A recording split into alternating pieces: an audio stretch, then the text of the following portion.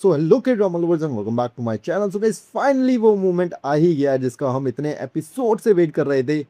Agent किम reactivated के episode 9 और 10 सिर्फ एक फिनाले नहीं है बल्कि मिस्टर किम की पूरी जर्नी का इमोशनल पे ऑफ है। इस फिनाले में हमें action, emotion, friendship, sacrifice, political conspiracy और रिवेंज का परफेक्ट कॉम्बिनेशन देखने को मिलता है।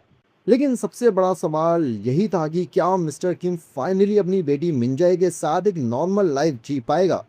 क्या चेयरमैन जू को उसके सारे क्राइम्स की सजा मिलेगी और क्या ड्रामा हमें सीजन 2 का कोई हिंट देगा? तो इन सब पर एक एक करके बात करते हैं।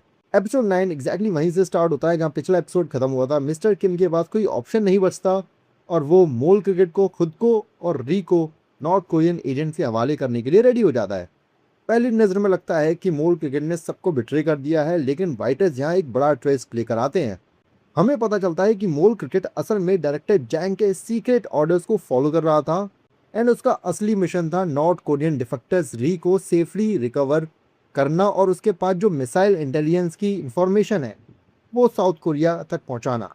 एंड ये रिवील काफ़ी ज़्यादा अनएक्सपेक्टेड था बिकॉज इस पॉइंट के बाद मोल क्रिकेट का कैरेक्टर कंप्लीटली ग्रे जोन में शिफ्ट हो जाता है। वो ना तो पूरी तरीके से विलेन है और ना ही पूरी तरीके से हीरो, बल्कि एक ऐसा ऑफिसर है जिसके लिए उसकी ड्यूटी ही सबसे ऊपर है। एंड डायरेक्टर जैंग मिस्टर किम को फाइनल डील देता है कि अगर वो ये मिशन सक्सेसफुली पुल ऑफ कर लेता है तो वो ऑफिशियली मिस्टर किम और मिंजाए दोनों की आइडेंटिटी को इरेज कर देगा और उन दोनों को एक नई आइडेंटिटी मिलेगी जिससे वो अपनी लाइफ आराम से जी पाएंगे। इसीलिए इस मिशन के सारे स्टेक्स काफ़ी ज़्यादा हाई फील होते हैं। दूसरी तरफ चेयरमैन जू को अब भी लगता है कि पूरा गेम उसके कंट्रोल में है। उसे मिस्टर किम को वहीं ख़त्म करने का चांस मिलता है, लेकिन इसकी सबसे बड़ी वीकनेस उसका ईगो बन जाता है। मिस्टर किम को शूट करने की बजाय वो उसे पोन करता है और इसी डिले का फ़ायदा उठाकर मिस्टर किम उसी की गन को उसकी तरफ पॉइंट कर देते हैं। एंड इसी बीच अपने हैंसू और जिनचोल भी वहाँ पहुँच जाते हैं और एक बार फिर से हमारी लेजेंडरी ट्रायो साथ नजर आती है।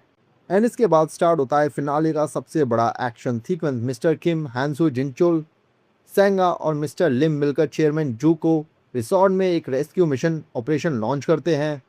मिशन काफ़ी सिंपल होता है, री को टॉर्चर चैम्बर से निकालना और सेफली स्केप कराना। लेकिन एग्जीक्यूशन बिल्कुल भी इजी नहीं होता। हर फ्लोर पर नए एनिमीज खड़े होते हैं और फाइट पिछली फाइट से अलग फील होती है। कभी कभार फाइट पिच ब्लैक एलिवेटर में होती है, कभी किचन के अंदर brutal hand to hand combat चल रहे होते हैं एंड कभी नाइट विजन गॉगल्स के थ्रू हमें एक्शन सीक्वेंस दिखाया जाता है। एंड इसी वजह से फिनाले का एक्शन रिपीटेटिव बिल्कुल भी फील नहीं होता।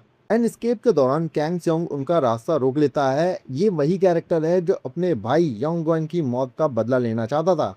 एंड मिस्टर किम उससे प्रॉमिस करता है कि मिशन कंप्लीट होने के बाद वो उसे रिवेंज का मौका ज़रूर देगा।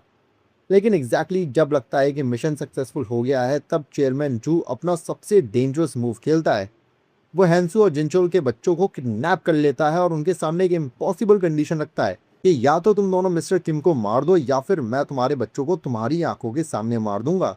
एंड ये पूरे फिनाले का सबसे इमोशनल और हार्ट ब्रेकिंग सीन था मेरे लिए। मिस्टर किम के लिए चॉइस बिल्कुल क्लियर थी। वो बिना किसी हेजिटेशन के अपनी जान देने के लिए रेडी हो जाता है क्योंकि उसके लिए बच्चों की जान सबसे ज़्यादा इंपॉर्टेंट थी।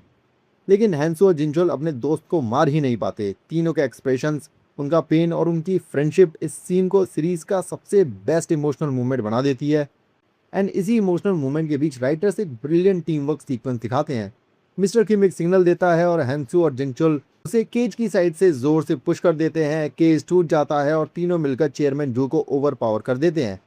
एपिसोड 10 रिवेंज और जस्टिस के साथ स्टार्ट होता है। री फाइनली डायरेक्टर चैंग को नॉर्थ कोरिया मिसाइल्स के प्रोग्राम की सारी इन्फॉर्मेशन दे देता है। फिर उसके पास एक और सीक्रेट होता है। उसकी बॉडी के अंदर एक हिडन चिप इम्प्लांटेड होती है जो मकाऊ के एक मैसिव सीक्रेट बैंक अकाउंट की एक्सेस की होती है। री को लगता है कि अब वो सेफली रिटायर करेगा और एक लग्जरी लाइफ जिएगा। लेकिन मिस्टर किम ने कैंगसियंग को जो प्रॉमिस किया था वो अभी बाकी था। कैंगसियंग को रिवेंज लेने का मौका देता है, लेकिन राइटर्स यहाँ भी एक इंटरेस्टिंग फेस इंट्रोड्यूस करते हैं।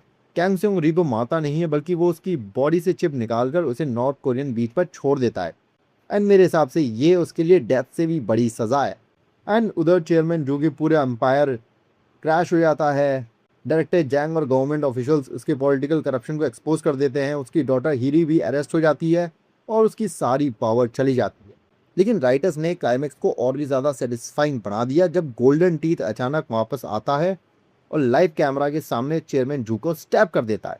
एंड ये मूवमेंट जेन्युइनली इतना ज़्यादा सेटिस्फाइंग था क्योंकि पूरी सीरीज में चेयरमैन जू ने हर किसी को मैनिपुलेट किया था और फाइनली उसे उसके एक्शन का कॉन्सिक्वेंसेस मिल गया। फिनाले में डायरेक्टर जैंग अपना प्रॉमिस निभाता है। ऑफिशियल रिकॉर्ड के मुताबिक एजेंट किम यानी मैनेजर किम दोनों कंट्रीज के रिकॉर्ड में डेड डिक्लेयर कर दिया जाता है। इसी वजह से मिस्टर किम मेंजे को कंप्लीट न्यू आइडेंटिटीज मिलती हैं और फाइनली दोनों एक नॉर्मल लाइफ स्टार्ट करते हैं। फिर लास्ट सीन में मिस्टर किम एक जॉब इंटरव्यू के लिए जाता है जो असल में एक फाइटिंग स्किल टेस्ट निकलता है। यहीं पर राइटर्स हमें सीजन 2 का हिंट भी देते हैं।